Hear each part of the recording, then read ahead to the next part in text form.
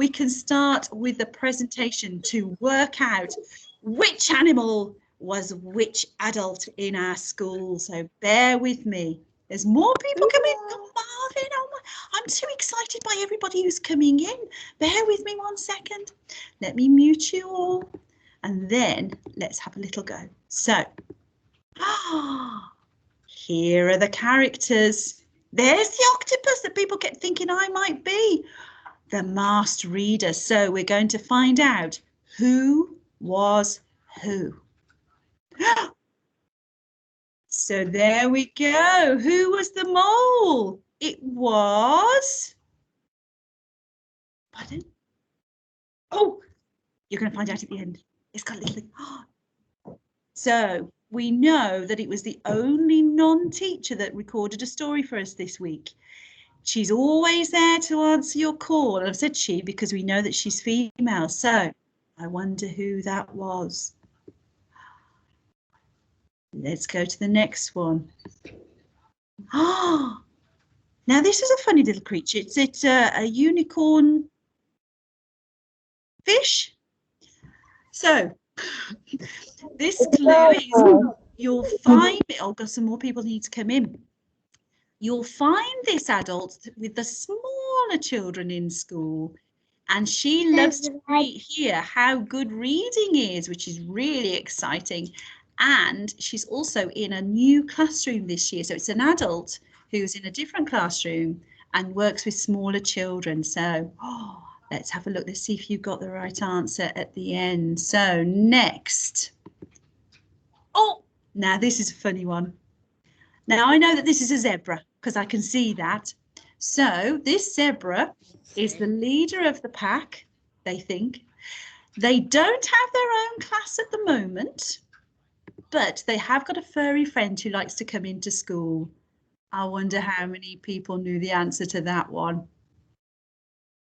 The next one, number 4, is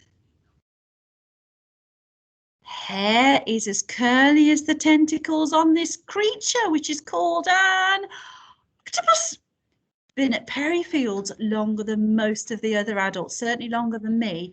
And it's somebody you would find upstairs. So I wonder if you guessed who that was. And then finally, I didn't know what her name was. Finally, this one has another furry friend who likes to come into school. This one is here, on Fridays, and is often found above the library, right, above the library.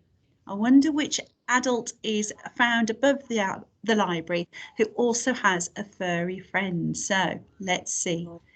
Did you guess? I've got some more people wanting to come in at the last minute.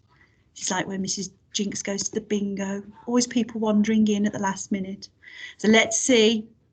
Oh, and the last one, Flamingo, the biggest reader in school, teaches downstairs and loves language from other countries. Well, that's certainly not me because I'm really, really not good at languages. I really did a bad job with French at school. So let me just see. So, are we ready? I wonder who everybody is. The beaver was Mr. Spittle. The flamingo was Mrs. Taylor, and the zebra was Mrs. Jones. Now, you did some voting, didn't you? And the voting meant that, I'm not sure how Mr. Spittle is going to take this, but he was a runner-up. And that just meant that he read his story, but not just quite as well as some of the others. But well done to Mr. Spittle and to Mrs. Taylor and to Mrs. Jones for having a go. I'm very proud of them. So,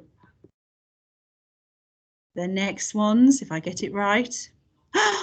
In second place for scoring the most for the next lot of points was Mrs. Rudge and Mrs. Crowley for being narwhal and mole. In joint second place, did you get them? Did you get those ones? So, who did you vote for in first place for being the best reader? It was Mrs. Bates. She won first prize for her best reading of the story, and she was the octopus. Did you all get that right? I can see Shay's got very excited about that. Did you get the right answer, Shay? Yeah? Good boy.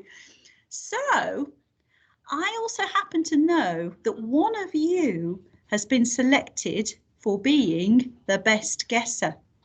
I wonder if you can guess if you were the best guesser. Bear with me. Best guesser goes to Tommy in Sunflower. So if you come and find Mr. Billings on Monday, you can have a brand new book of your choice up to a cost of £15. Well done to Tommy. Well, thank you everybody for being part of this amazing competition. I hope you've enjoyed it. I know that the staff have really enjoyed being asked if it was them, if they were an octopus or not. I definitely did.